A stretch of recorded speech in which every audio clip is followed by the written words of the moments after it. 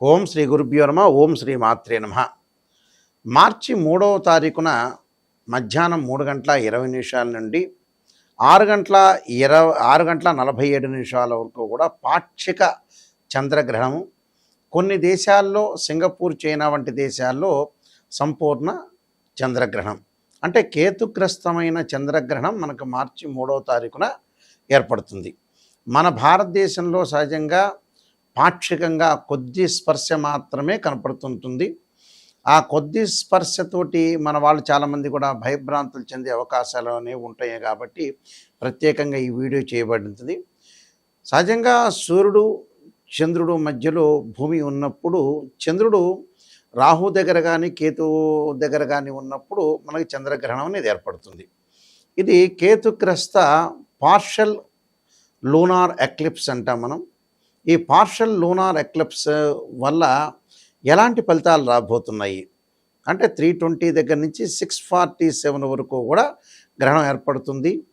సహజంగా మన దేశంలో ప్రత్యేకంగా మన తెలుగు రాష్ట్రాల్లో 6:15 నుంచి సాయంకాలం ఉంటుంది. ఎందుకంటే చంద్రగ్రహణం అంటే సాయంకాలం పూట ఏర్పడే గ్రహణం. ఆ గ్రహణంలో మనకి కొద్ది సమయం మాత్రమే ఉంటుంది. అంటే 6:15 నుంచి 6:47 వరకే పార్షల్ లూనార్ ఎక్లిప్స్ మాత్రం ఏర్పడుతుంది. ఈ చంద్రగ్రహణం యొక్క ప్రభావం వల్ల ద్వాదశ రాశుల వాళ్ళకి ఏ విధంగా ఉందో ఒకసారి తెలుసుకుందాం. ఈ గ్రహణం వల్ల తులారాశి వాళ్ళకి, వృశ్చిక రాశి వాళ్ళకి, మీనరాశి వాళ్ళకి, మిథున రాశి వాళ్ళకి అనుకూలమైన ఫలితాలు అనేవి జరుగుతాయి. కొంతమందికి మిశ్రమైన ఫలితాలు, కొంతమందికి అశుభ ఫలితాలు జరిగే అవకాశాలు అనేవి ఉంటాయి. వృశ్చిక రాశి వారికి ఏ విధంగా ఉండబోతుంది అంటే, వృశ్చిక రాశి వారికి ప్రత్యేకంగా దశమ స్థానంలో గ్రహణం ఏర్పడటం, ఆ గ్రహణం నుంచి చతుర్థ స్థానం అనేది వాళ్ళ రాశి అవుతుంది. అంటే ఏదైతే వీళ్ళకి దశమ స్థానంలో గ్రహణం ఏర్పడటం వల్ల కొన్ని మంచి ఫలితాలు జరిగే అవకాశాలు ఎక్కువ ఉంటాయి. ఇక్కడ ఎలాంటి ఫలితాలు జరుగుతాయంటే, ఉద్యోగపరంగా ఇబ్బందులు లేకుండా ఉండటం, అధిక ఆదాయం జరిగే అవకాశాలు ఎక్కువ ఉండటం, ప్రయత్నాలు సఫలీకృతం అయ్యే అవకాశాలు ఉండటం, అలానే ఆకస్మికంగా కూడా విపరీతమైన లాభాలు కలిగే అవకాశాలు ఎక్కువ ఉంటాయి వృశ్చిక రాశి వాళ్ళకి. అలానే కొన్ని ప్రయాణాల్లో ఇబ్బందులు కలిగే అవకాశాలు, తల్లి యొక్క ఆరోగ్య విషయంలో కూడా కొంత ఆందోళన కలుగుతుంది. గృహ నిర్మాణం చేపట్టే అవకాశాలు ఎక్కువ ఉంటాయి. ఆస్తి వ్యవహారాలు కలిసి వచ్చే అవకాశాలు ఎక్కువ ఉంటాయి. వాహనాలు కొనుగోలు చేయటం, ఆర్థిక సంబంధమైన విషయాల్లో కూడా వీళ్ళకి చాలా అనుకూలమైన ప్రయత్నాలు సాగిస్తారు. అంటే కొన్ని మిశ్రమైన ఫలితాలు బాగా ఎక్కువగా ఉంటాయని చెప్పుకోవచ్చు. దానివల్ల పెద్ద ఇబ్బందులు కలిగే వాతావరణం అనేది లేదు. వీళ్ళు చక్కగా గ్రహణ సమయంలో హనుమాన్ చాలీసు, సుందరకాండ పారాయణం చేయాలి. అదేవిధంగా భగవంతుడి యొక్క శివుడి యొక్క ఆరాధన చేయటం వల్ల కూడా చాలా మంచి జరుగుతుంది. హనుమాన్ చాలీసు, సుందరకాండ పారాయణంతో పాటు తత్పురుషాయ మహాదేవాయ ధీమహి తన్నో రుద్ర ప్రచోదయాత్ అనే మంత్రాన్ని 108 సార్లు చదువుకోవాలి. వీళ్ళకి మిక్స్డ్ రిజల్ట్స్ వచ్చే అవకాశాలు ఎక్కువగా ఉంటాయి. అంటే ఆర్థిక పరంగా ఉండే ఇబ్బందులు ఉండవు, కానీ ప్రయాణాల్లో ఇబ్బందులు కలిగే అవకాశాలు, తల్లి ఆరోగ్య విషయంలో కొంత ఆందోళన కలిగించడం ఒకటి, గృహ నిర్మాణం చేపట్టే అవకాశాలు, అన్ని వ్యవహారాలన్నీ కూడా అనుకూలంగా ఉంటాయి. కానీ కొన్ని చికాకులు కలిగే అవకాశాలు ఉంటాయి. కాబట్టి కొద్దిగా జాగ్రత్త పడి ముందుకు వెళ్ళాలి. మనకి ఈ గ్రహణం అనేది పాక్షిక కేతుగ్రస్త చంద్రగ్రహణం అంటాం మనం. ఈ పాక్షిక కేతుగ్రస్త చంద్రగ్రహణము యొక్క దోషం పోవాలంటే కొన్ని రాశుల వాళ్ళకి అనుకూలంగా ఉండదు, కొన్ని రాశుల వాళ్ళకి అనుకూలంగా ఉంటుంది. అయితే ప్రధానంగా మనకి అనుకూలమైన రాశులు ఏమిటి అని అంటే, నేను ఇందాక చెప్పినట్టుగా తులారాశి వాళ్ళు, వృశ్చిక రాశి వాళ్ళు, మీనరాశి వాళ్ళు, మిథున రాశి వాళ్ళకి అనుకూలంగా ఉంటుంది. మిగతా రాశుల వాళ్ళు అనుకూలం లేని రాశులు మిగతా రాశులు ఉన్నాయి. కాబట్టి మధ్య రకంగా ఉండే రాశులు, చెడు రాశులు, వీళ్ళందరూ కూడా ప్రధానంగా చెడు రాశులు అనంటే గ్రహణం ఏ రాశిలో పడుతుందో దాని యొక్క ప్రభావం అనేది ఎక్కువగా ఉంటుంది. సింహరాశిలో ప్రభావం ఉంది. కాబట్టి సింహరాశి వాళ్ళు కొంత ఆరోగ్యపరంగా ఇబ్బందులు కాకుండా, వాహన ప్రమాదాలు జరగకుండా, ఎలాంటి కీడులు జరగకుండా కొద్దిగా జాగ్రత్త వహిస్తే సరిపోతుంది. ఈ రాశి వాళ్ళు ప్రత్యేకంగా చంద్రుడు యొక్క ప్రతిబింబాన్ని, అలానే సర్పానికి సంబంధించిన ప్రతిబింబాన్ని దానం చేయటం చాలా మంచిది. అలానే ఈ గ్రహణం రోజున జపం చేసుకోవాలి, సర్ప జపం చేసుకోవడం చాలా మంచిది. అలానే క్షీరపుత్రాయుధి అమృతతత్వాయుధిమే తన్నో చంద్ర ప్రచోదయాత్ అనే మంత్రాన్ని చదువుకోవాలి. దాని తర్వాత నేను చెప్పినట్టుగా బియ్యం కానీ వడ్లు కానీ రెండు రెండు రజిత సర్పాలు కానీ దానం చేయాలి, చేస్తే మంచిది. అలానే ఇక మిగతా రాసుల దగ్గరికి మనం వస్తే 12వ రాశి అయిన కర్కాటక రాశి వాళ్ళు 2 రాగి సర్పాలను దానం చేయటం, ఆ సర్పంను ఏదైతే ఆ గ్రహణం రోజున తప్పకుండా ఓం నమః శివాయ పంచాక్షరి చేయటం, పంచాక్షరి చేయటంతో పాటు చక్కగా చంద్రుడి యొక్క జపాన్ని, కేతు యొక్క జపాన్ని చేసుకోవడం చాలా మంచిది. అలానే ప్రధానంగా వృషభ రాశి వారు వచ్చేటప్పటికల్లా వాళ్ళు చేయాల్సిన పని ఏమిటి అని అంటే రవి చంద్రుల యొక్క ప్రతిబింబాలు దానం చేయటం, అలానే భగవంతుడి యొక్క ధ్యానము, నాగరాజాయుధ్య పృథ్వీధరాయ ధీమే తన్నో సర్ప ప్రచోదయాత్ అనే మంత్రాన్ని చదువుకోవాలి. మేషరాశి వారు వచ్చేటప్పటికల్లా వాళ్ళు ఓం నమః శివాయ పంచాక్షరి, వీలైతే ఆ గ్రహణ సమయంలో రుద్రాభిషేకము, తత్పురుషాయుధే మహాదేవాయ ధీమహి తన్నో రుద్ర ప్రచోదయాత్ అనే మంత్రాన్ని చదవటం.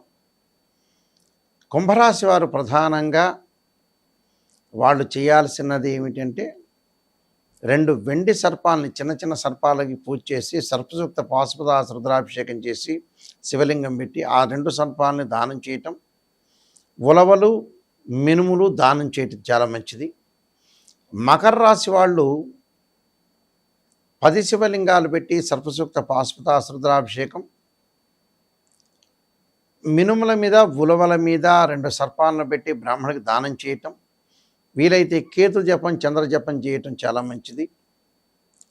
అలానే ధనుస్సు రాశి వాళ్ళు వచ్చేటప్పటికల్లా రాహుకేతుల యొక్క పూజ చేయించడం, లేకపోతే రాహుకేతుల యొక్క జపం చేయటం చాలా మంచిది. అలానే కన్యారాశి వాళ్ళు వచ్చేటప్పటికల్లా రాహుకేతులకి శవాలైన రాహుకేతులు ఉంటారు. ఆ రాహుకేతుల దగ్గర 2 సర్పాలను జంట సర్పాలను పెట్టి రాహుకేతుల్ని పంచామృతంతో పూజ చేసి ఆ 2 సర్పాలను బ్రాహ్మణుడికి దానం చేయటం, ఇంట్లో జపము, రుద్రాభిషేకము, యజ్ఞము, యాగం లాంటి చేయటం వల్ల కూడా అందరికీ కూడా మంచి జరిగే అవకాశాలు ఎక్కువగా ఉంటాయి. అయితే వీళ్ళందరికీ కూడా కొద్దిగా ప్రాబ్లమ్స్ వచ్చే అవకాశం అనేది ఒకటి ఉంటుంది కాబట్టి ఇలాంటి దోష పరిహారం చేసుకోవడం చాలా మంచిది. దీంతోపాటు ప్రత్యేకంగా చంద్రగ్రహణం గురించి మన వాళ్ళు ఏం భయపడాల్సిన పని లేదు. ఇది పాక్షికంగా ఉండే చంద్రగ్రహణం అంటారు. పాక్షిక చంద్రగ్రహణానికి భయభ్రాంతులు చెందాల్సిన పని లేదు. మన ఛానల్స్లో చాలామంది కూడా చూపిస్తున్నారు రకరకాల అపోహలతో, ఇదేదో గ్రహణం అయిపోతుంది, ఏదో ప్రాబ్లం అయిపోతుంది. ఏమీ ప్రాబ్లం కాదు. అసలు మన దేశంలో ఎప్పుడూ చంద్రగ్రహణం అంటే సాయంత్రం పూటే కనపడుతుంది.